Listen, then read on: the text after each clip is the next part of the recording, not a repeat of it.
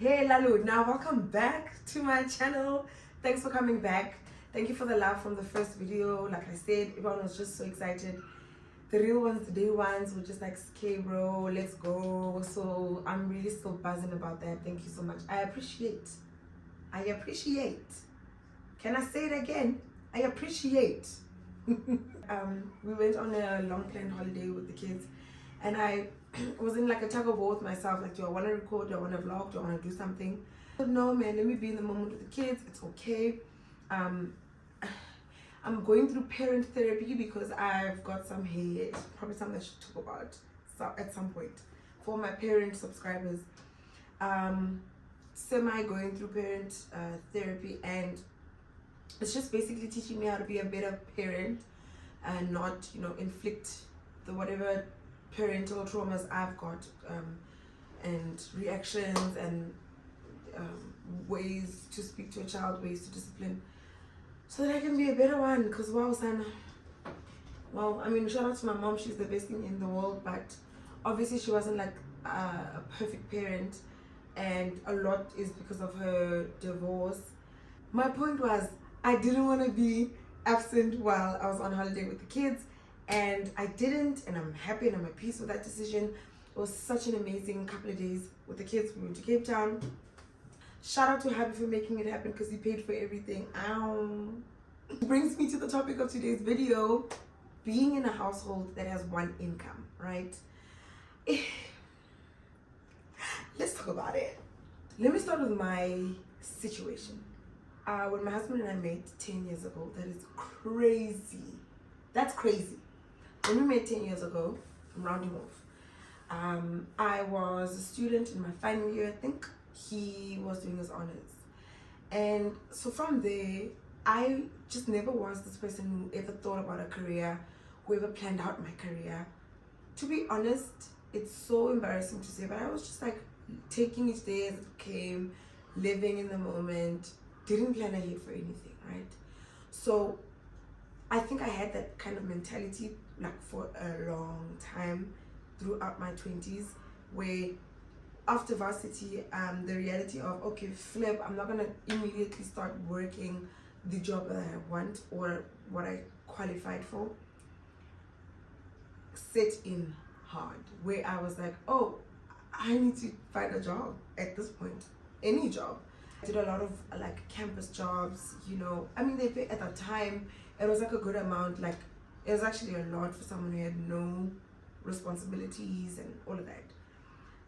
My husband on the other end, because obviously now he was already married by the time he left varsity, it was like a different field for him because now he is to be a provider, right? And look, it was just the two of us. Really, I'm such a low maintenance girly. That man is blessed. So he, like, yes, he had to work, but like he didn't have to earn racks to maintain me or us because I'm chilled. Throughout at least the first 4 years of our marriage, I was working like campus jobs, because I did start my postgrad, but I stopped it later. But anyway, I was working on campus, and I mean, like, the pay was good, like I said.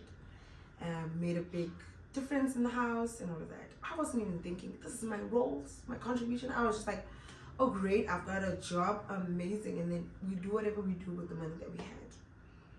I think coming around to almost having my first child, or just after that, I started feeling like, okay, wait, Skay, do you know what's going on in your household? Do you take responsibility? Are you abreast of the finances?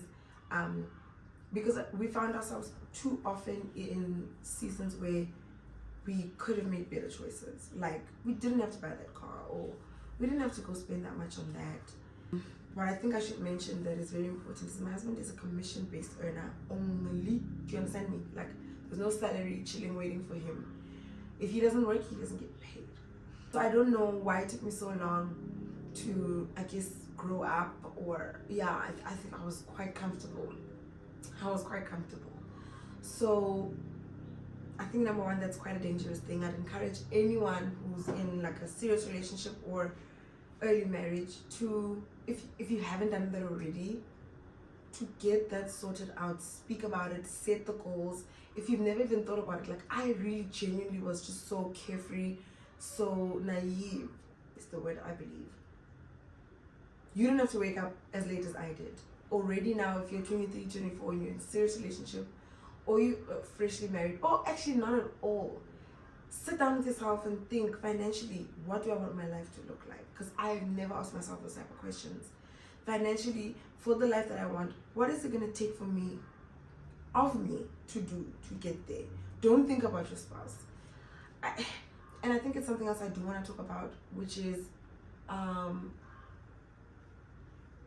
not relying, not depending on your spouse for financial stability. I'm not saying that out of a place of ugliness. My husband has never made me feel like less because I don't bring money into the household, or bring less. When I do bring less, he's always made me comfortable, like it's not even a thing. I just can see and think it's always better when there's another. Two is better than one, you know, the Bible talks about that. And I've just seen scenarios where I'm like, flip, if only I had something that I was also working on and brought a certain amount of money, or just money, it would help him or us, yes, us as a unit in these ways. Even if it's not paying anything in the house, but like extra cash as a form of relief in a savings account, or going on a holiday, then I take care of that. Like, I don't want you to ever feel like just because you earn less than your spouse that you are this inadequate person who brings no value to the finances of the house. It took me a long time to realize that. Clearly it wasn't my journey to start like a career early on, like a lot of my friends and peers, but even in my journey that is unique to me, I do add some form of value. Find things that you can say, okay, this is my responsibility. If I'm paying the Wi-Fi, because the Wi-Fi is like 1,000 rand at most per month, and that is all I can afford to pay, that's what I'm going to take care of, and I'm going to take care of it diligently. We will never be cut off service, because I'll make sure I always pay that Wi-Fi. Do you understand? Stuff like that. If I fill the cars up, that's what I'm doing. If I'm always doing the kids' hair, that's what I'm doing, and I'm committed to it, and I'm diligent with it, so that it's like a form of, I don't have much, but what I do have, I will give my all in. Because I've come to that realization a little bit into my late 20s, I am actively, or I've been actively, like trying to find ways and means to make more money, right, on top of what is there. I actually want to do a segment on my channel about like my career, that you guys share with you guys. Follow me as I build my career, because in my 20s, I'd rather say I dedicated that century to war, not a century, it's another decade, to family building, because I had my kids. I have had my kids then, and so now I think I want to dedicate my 30s to my career. I found my passion last year. Imagine, I found my passion last year. I did study my postgrad in my passion, and last year I think I spent time just finding out and studying my field and seeing what can one do in this field, what are like the pinnacle heights, like what is the top qualification one can get. I'll share more of that in an upcoming video about this, but because I now know and see where I'm going in the next 10 years, it helps a lot when it comes to this topic. And I've spoken to my husband about it. I told him, hey, this is my goal, this is where I want to go and what I want to be and do. And you know, it's exciting. It's a very nice season that I'm in.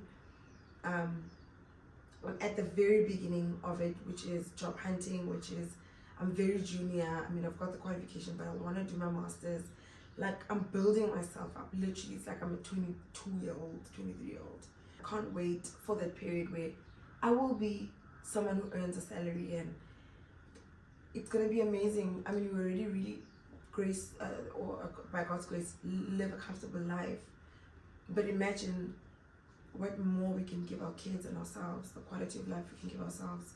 When I start earning money, and whatever my husband makes can pay the bills, and whatever I make can go into savings, for instance, can go into nice holidays, nice experiences that we can give the kids. The basis of this video was just to encourage anyone who's in the same position as I am,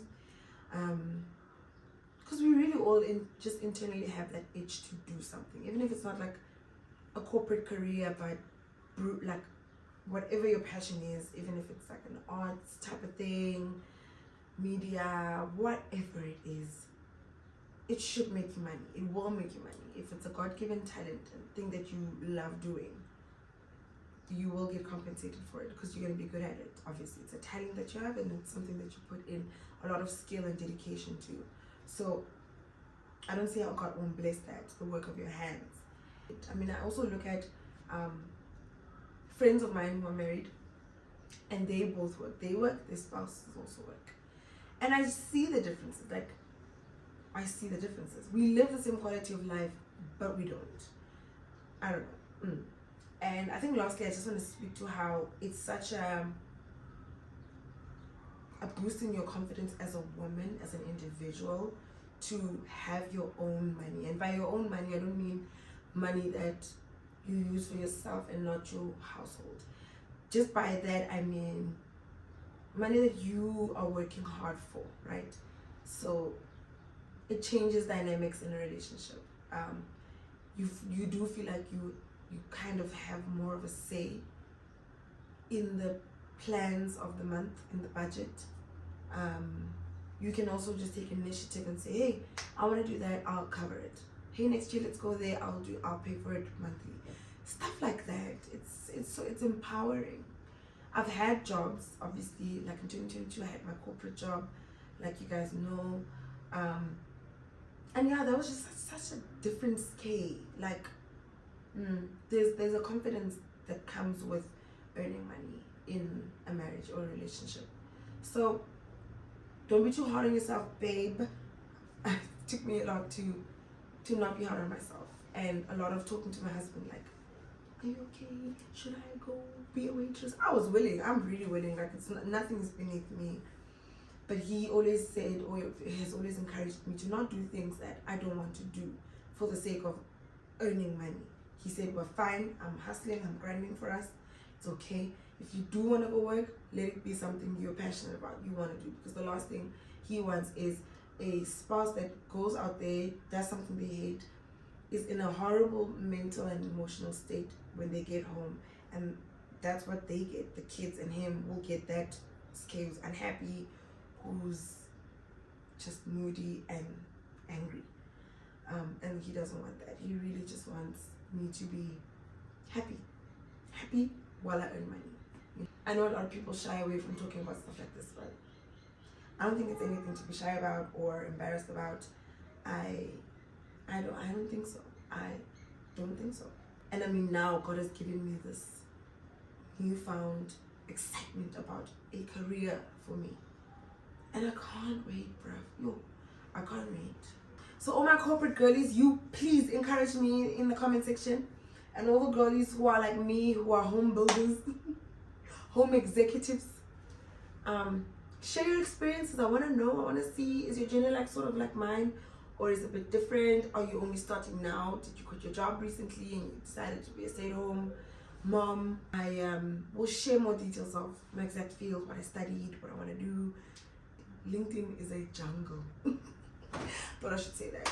Guys, thank you for watching so much. Have a great rest of your week. I freed up space on my phone. I was having nightmares last week because my phone was super full of my kids, 20,000 pictures of my children. So I went to iStore and I found ways to clear my phone and back up my details.